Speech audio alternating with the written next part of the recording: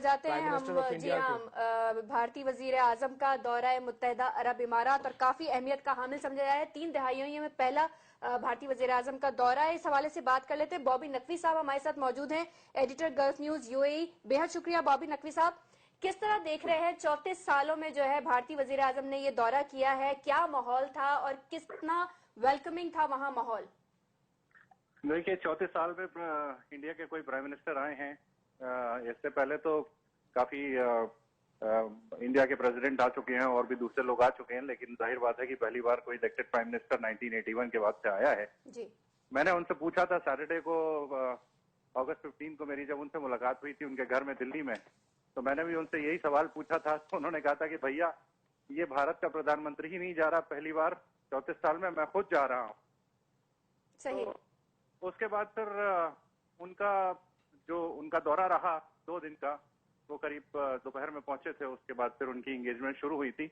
कुल मिला के जो उनका जो आउटकम है उस विजिट का, बहुत काफी सिग्निफिकेंट आउटकम है। और वो आउटकम एक जो ज्वाइंट स्टेटमेंट दोनों कंट्रीज ने जो इशू किया था, जी जी। उसमें देखने को मिलेगा आपको। अगर आप उसमें डिटेल में जाएं तो दोनों कंट्रीज ने जो इशू जो स्टेटमेंट दिए हैं, उसमें एक तो उन्होंने साफ साफ ये कहा है कि हम टेररिज्म को डिनाउंस करते हैं।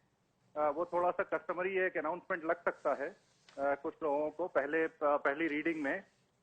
तो together they will denounce terrorism. और लेकिन जो सबसे बड़ी बात है जो उसमें कही है इस इशू पे वो ये है कि दोनों कंट्रीज मिल के दे विल काउंटर रेडिकलाइजेशन और हर जगह। नकवी साहब ये फरमाइए कि उस तरफ से शेख मोहम्मद खुद लेने आए, अपने 5 भाइयों को साथ लेके आए, फिर वो एक हिंदू टेंपल बनाने की भी शायद इजाजत अबू धाबी में दी जा रही है। ये इतनी गर्मजोशी 34 साल के बाद अचानक? देखिए, हाँ, जाहिर बात है कि शेख मोहम्मद बिन जायद साहब क्राउन प्रिंस जो हैं अबू धाबी के, वो मौजूद थे। उनके भाई भी मौजूद थे। उसके बाद उनकी एयरपोर्ट पे उनको 21 गन का सल्यूट दिया गया और उसके बाद फिर एक मीटिंग हुई। उसके बाद दूसरे दिन फिर उनकी मीटिंग हुई। तो 3 बार उनकी मुलाकात हुई, करीब 2.5 घंटे तक मुलाकात चली दूसरे दिन। उसके बाद उनका एक लंच बैंक्वेट था। गर्मजोशी तो बहुत है और ऐसा लगता है देख के कि यूएई ने इस विजिट को बहुत बहुत सीरियसली लिया है।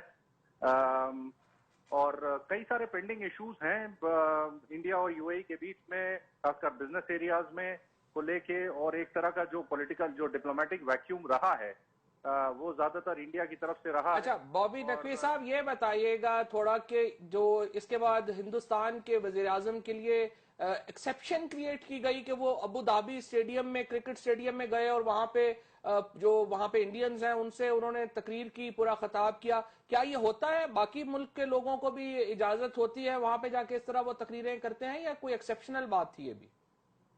जी, ये जो पब्लिक रिसेप्शन थी, ये एक प्राइवेट इवेंट था। वो दुबई स्टेडियम में हुआ था, दुबई के क्रिकेट स्टेडियम में, जो करीब 25,000 उसकी कैपेसिटी है। और भी ज्यादा लोग ग्राउंड पे भी बैठा ले गए थे। अमूमन ऐसा नहीं होता है। और मेरे ख्याल से, लेकिन चूंकि मोदी जहां जाते हैं, मोदी जी यूएस में भी गए, मेडिसन स्क्वायर गार्डन में उनका एक इवेंट हुआ, करीब 18,000 लोग थे। उसके बाद ऑस्ट्रेलिया में हुआ, उसके बाद कनाडा में हुआ। नहीं, लेकिन बॉबी वहां पर अमेरिका में या ऑस्ट्रेलिया में तो इस तरह की पब्लिक गैदरिंग्स जो है वो उन पे उस तरह से नहीं देखा जाता जिस तरह सिग्निफिकेंस। जैसा मैंने कहा कि अमूमन ऐसा नहीं होता है। आई एम श्योर कि स्पेशल परमिशन इसके लिए ली गई और द परमिशन वाज ग्रांटेड। मतलब ऐसे नकवी साहब, ऐसे लग रहा था कि दुबई एक प्लेटफॉर्म प्रोवाइड कर रहा है इंडिया के वजीर आजम को कि वो इंटरनेशनल सियासत वहां पे कर सकें और पर्टिकुलरली पाकिस्तान को टारगेट कर सकें। नहीं, उन्होंने अपनी भाषण में ऐसा कुछ तो मेरे ख्याल से टारगेट नहीं किया। उन्होंने जो सबसे पहले तो यूएई की जो लीडरशिप हो उनको उनका शुक्रिया कहा, उनको इनविटेशन देने के लिए, और दूसरी कई बातें कही। I think that was aimed at the domestic audience. और खासकर जो 25 लाख जो इंडियंस वहां रहते हैं, ब्लू कॉलर वर्कर्स रहते हैं, उनको देख के भाई, ये जो 25 लाख हिंदुस्तानी वहां रहते हैं, करीब $12 बिलियन यहाँ से भेजते हैं रेमिटेंसेस। काफी सूबों से हैं यहाँ पे, साउथ के भी हैं, नॉर्थ के भी हैं, बिहार साइड के भी हैं, यूपी के भी हैं। اور بہار میں الیکشن بھی ہے، تو ظاہر بات ہے کہ وہ تھوڑا سا ایک تو بابی نقوی صاحب جب یہ گئے شیخ زاید مسجد میں گئے اور وہاں پہ انہوں نے سیلفی بھی بنائی، تو کسی نے انڈین پرائم منسٹر سے کوئی یاد نہیں کرایا کہ ایک بابری مسجد بھی ہوا کرتی ہے ہندوستان میں، اور گجرات میں مسلمانوں کے ساتھ جو سلوک ہوا؟ یہ سوال میرے خیال سے بی جے پی کے ایک جنرل سیکرٹری ہیں رام مادھو جی، وہ بھی آئے ہوئے تھے، قریب 1-1.5 ہفتے سے پہلے سے تھے یہاں پہ، اسی پبلک ریسیپشن کی تیاری میں آئے ہوئے تھے. میں نے ان کو ٹی وی پہ دیکھا تھا، انہوں نے اس بات کا جواب دیا تھا کہ مودی جی تو مسجد میں کبھی جاتے نہیں، ہندوستان میں کبھی گئے نہیں، اور اب یہاں پہ مسجد میں جائیں گے. تو انہوں نے یہ کہا تھا، and I think that is یہ ان کی بی جے پی کی یہ لائن بھی ہے، بعد میں بھی یہ سوال اٹھے ہیں. ان کا یہ کہنا تھا کہ بھائی یہ ایک کچھ رواج ہوتے ہیں، جو ہیڈ آف اسٹیٹ کہیں دوسری کنٹری میں ملک میں جاتا ہے تو وہاں کے ریتی رواج جو ہوتے ہیں وہاں کے ان کو فالو کرنا پڑتا ہے.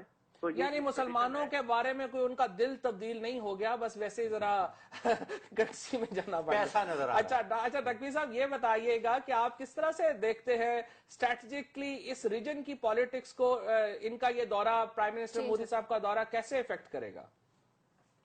دیکھیے، اگر اس میں جوائنٹ ڈکلیریشن کو آپ دیکھیں تو اس کے دو حصے ہیں. ایک تو یو اے ای اور انڈیا کے بائیلیٹرل ریلیشنز کے بارے میں بہت زیادہ ذکر ہے، جس کو انہوں نے ایلیویٹ کیا ہے ایک اسٹریٹجک لیول پہ. اس کے علاوہ ایک دوسرے جو کچھ انڈیکیشن ملتی ہے وہ یہ ہے کہ ان کا جو انہوں نے مینشن کیا ہے کہ both countries will work together to restore peace in West Asia یعنی Middle East and South Asia.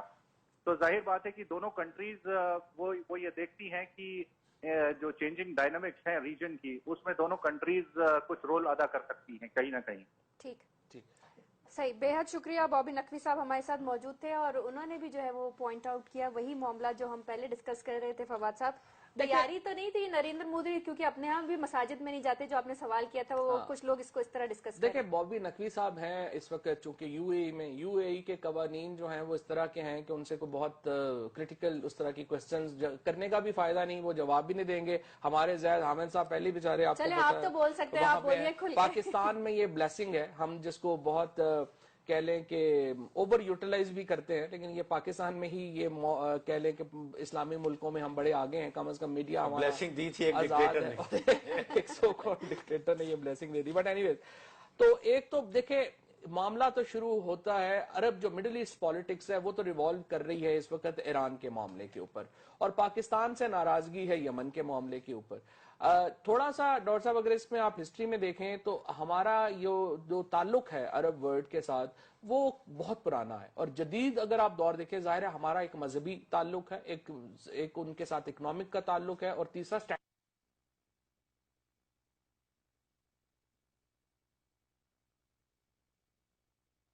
تعلق ہے عرب ورلڈ کے ساتھ.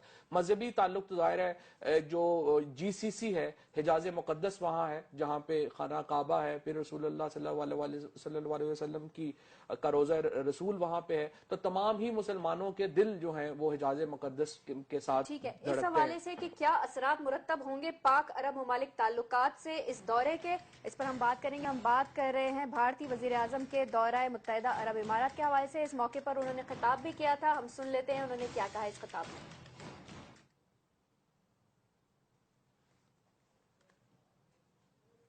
Good Taliban bad Taliban, good terrorism bad terrorism, یہ اب چلنے والا نہیں ہے.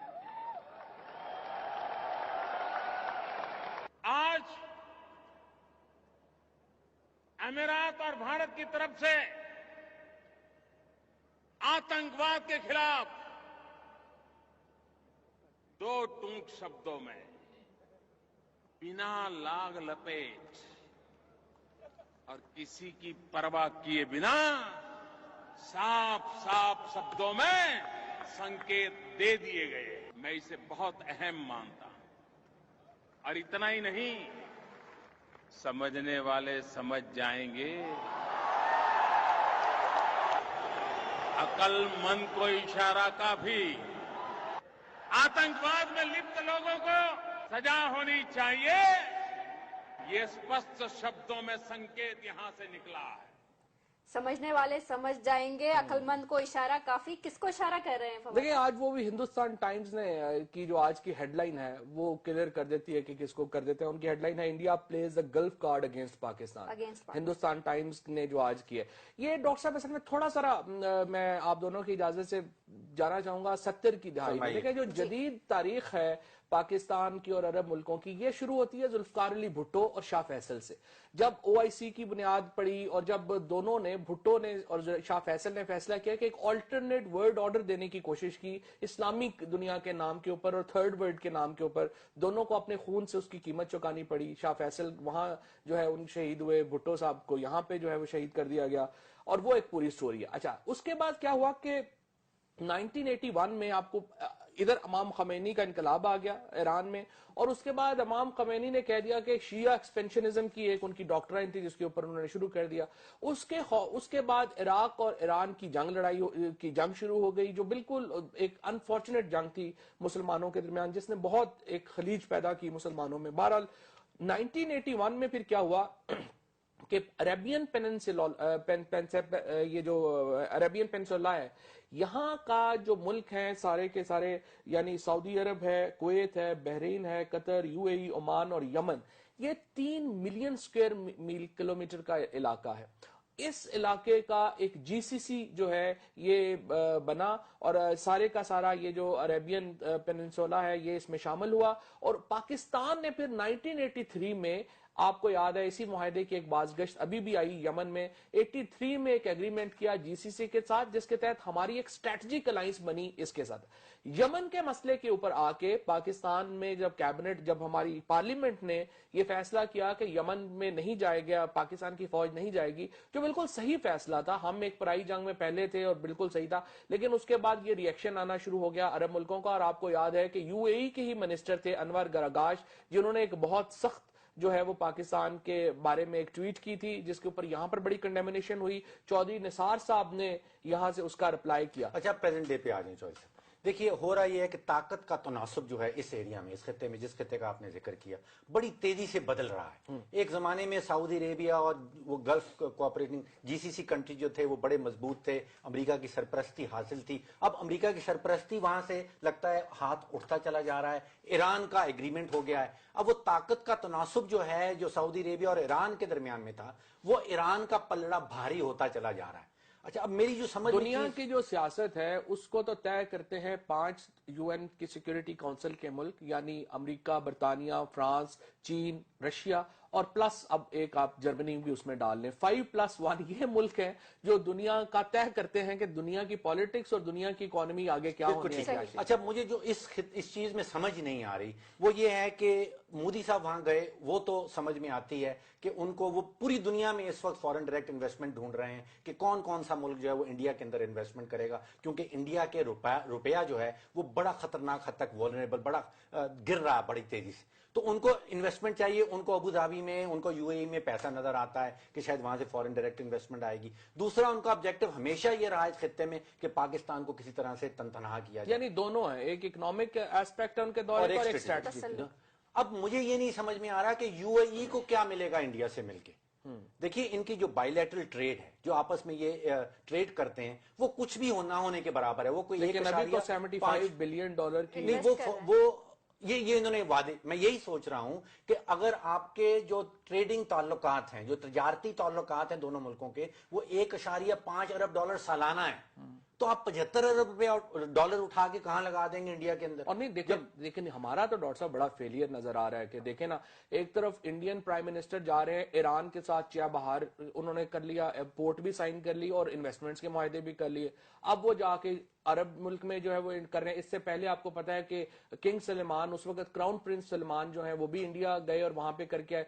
सो एक तरफ जो है वो मोदी साहब इंडिया के अंदर मुसलमानों को कुचल रहे हैं, कश्मीर में इतनी बड़ी मूवमेंट को जो है उन्होंने क्रश करने की कोशिश की हुई है, जुल्म की इंतहा की हुई है। दूसरी तरफ जाके अरब मुल्कों में वो इतने कौजी हो रहे हैं कि अरब मुल्कों में उन्हें मंदिर बनाने की भी इजाजत दे रहे हैं, वो वहां पे उधर भी जा रहे हैं, ईरान के साथ भी उनके ताल्लुक। इंडिया जिस खित्ते में है, अब 6 इसके नेबरिंग ममालिक हैं, बांग्लादेश, नेपाल, चाइना, बर्मा, पाकिस्तान और भूटान। एक एक मुल्क को देख लीजिए, हर मुल्क से बॉर्डर डिस्प्यूट है इंडिया का अपने खित्ते के अंदर। اور یہ جا رہے ہیں اب UAE میں اور وہاں پہ پیسے سیکھ کر رہے ہیں، ان سے دوستی لیکن کرنے کی مجھے کوشش یہ کر رہے ہیں۔ بتائیں کہ پاکستان ہمارا اسرائیل سے اور کیا جھگڑا ہے سوائے اس کے کہ ہم عربوں کے ساتھ کھڑے ہیں؟ اگر عرب جو ہیں وہ اتنے ہمارے یمن کے اوپر یا ہمارے فیصلے کے اوپر، اور ہماری اپنی پرابلم جینون پرابلمز ہیں، ہماری فوج سٹریچڈ ہے، ہمارے ہاں اتنی بڑی شیعہ کمیونٹی ہے، ہم ایک یمن کی جنگ تو کو نہ چودھری صاحب کریں۔ انڈیا کیا فوج بھیج دیتا؟ اچھا تو انڈیا کے ساتھ سعودی، نہیں، لیکن مجھے اچھا اس صرف کے یہ ساتھ بتائیں کہ کیا ہمیں کاؤنٹر کے لیے جو ہے اگر UAE یا عرب ملک اس حد تک جا سکتے ہیں کہ وہ نریندر مودی صاحب کو یہاں پہ بلائے، تو کیا پھر ہمیں سافٹن ہونے کی ضرورت نہیں ہے اسرائیل کی طرف؟ ہمارا ایران کی طرف سافٹر ہونے میں کی یہی ضرورت ہے۔ تو ہم سوال پہلے ہی کرنا چاہ رہی ہوں ڈاکٹر صاحب جی کہ ایک ریٹرن- کھڑا اور جی چیز جی دیکھ لیجئے، ہم نے یہ تو ڈسکس کر لیا، اس کے ساتھ ایک اور بڑی امپورٹنٹ ڈیولپمنٹ ہوئی ہے کہ سعودی عربیہ میں انڈین ایئر فورس کا ایک بہت بڑا کنٹینجنٹ، کوئی 110 انڈین ایئر فورس کے آفیسرز جن کے ساتھ وہ سکھائے اور وہ تو purely لڑاکا تیارے ہیں ان کے پاس، معاملہ ہے۔ اور سپر C-130 جو سپر ہرکولیس ہے، وہ بہت بڑی کنٹینجنٹ لے کے سعودی ایئر بیس کے اوپر لینڈ ہوئے ہیں۔ تو یہ صرف UAE نہیں کر رہا، یہ GCC وائڈ ایک موومنٹ لگ رہی ہے کہ شاید پاکستان کو نیچا دکھانا ہے کسی بھی وجہ سے۔ آپ سوال جی ہاں، میں ریٹرن آف ایران اور پاکستان کا ایران کی طرف اور چین کی طرف جھکاؤ، تو یہ وارننگ سگنل ہو سکتا ہے UAE کی طرف سے کہ ہم انڈیا سے بھی تعلقات بہتر کر سکتے ہیں، آپ کی ضرورت؟ دیکھیں میں یہ سمجھتا ہوں کہ انڈیا اور UAE کے درمیان معاشی تعلقات جو ہیں، دیکھیں ہر قسم کے تعلقات کی جو بنیاد ہے وہ آپ کی معاشی ریلیشن شپ کے اوپر ڈیولپ ہونی ہے۔ ان کی معاشی کامنالٹیز مجھے نظر نہیں آتی سوائے اس کے کہ بہت بڑا انحصار کرتا ہے انڈیا UAE کے اوپر، آپ کا خیال جہاں میں پہ آپ کا کہنے کا مطلب ہے کہ یہ ان کا جو دورہ ہے وہ زیادہ اسٹریٹجک ہے، اور عرب ملک پاکستان کو میسج دینا چاہ رہے ہیں کہ ہم ادھر بھی اچھے ہو سکتے ہیں اگر آپ باز نہ آئے تو؟ یہ دیکھیں، مجھے ایک میں آپ کو ٹیمپریری فیز لگتا ہے، مجھے دیکھیں، لگتا ہے کہ یہ دوستی زیادہ لمبی نہیں چلے ہندوستان گی۔ ٹائمز نے جو آج رپورٹ کیا ہے، مجھے تو سمجھ نہیں ہے کہ پاکستانی میڈیا میں اتنے باتیں جو ہیں وہ نہیں آتی ہیں۔ مطلب 3 مہینے پہلے انہوں نے کہا کہ النہان فیملی جو ہے، جس کے پاکستان میں بہت بزنس انٹرسٹ ہے، فرینکلی الفلاح بینک ان کا ہے، اور بڑی چیزیں ان کی UBL ان کا ہے، بڑی چیزیں ہیں ان کی یہاں پہ، ان کی فیملی جو ہے وہ دہلی گئی اور انہوں نے یہ ریکویسٹ کی کہ جی پرائم منسٹر مودی صاحب وہاں تشریف لائے، اور مودی صاحب نے کہا کہ جی میری شرط یہ ہے کہ آپ ٹیررزم کو پوری طرح کنڈیم کریں گے، اور اس کو فوراً گرانٹ کر دیا گیا۔ اب صرف آخری بات میں یہ کہنا چاہ رہا ہوں کہ اگر پاکستان اور عرب ہمیں پاکستان کا انٹرسٹ دیکھنا ہے، ہمیں پوری جو معاملات ہیں ان کو ہمیں دیکھیں کہ جب ان کو انٹرسٹ ہوتا ہے وہ ہر طرف جا سکتے ہیں تو پھر ہم بھی ہر طرف جا سکتے ہیں۔ دیکھیے اس وقت مجھے ایران لگ رہا ہے کہ ایک ابھرتی ہوئی طاقت ہے اس خطے اس سے کی۔ سب ڈرے ہوئے ہیں اور یہ اسٹریٹجی ہو سکتی ہے، اور اس دورے کا کیا اثر ہو سکتا ہے پاک عرب تعلقات پر، اس پر بھی ہم نے تفصیلاً بات کی۔ بڑھیں ایک بریک کی جانب اور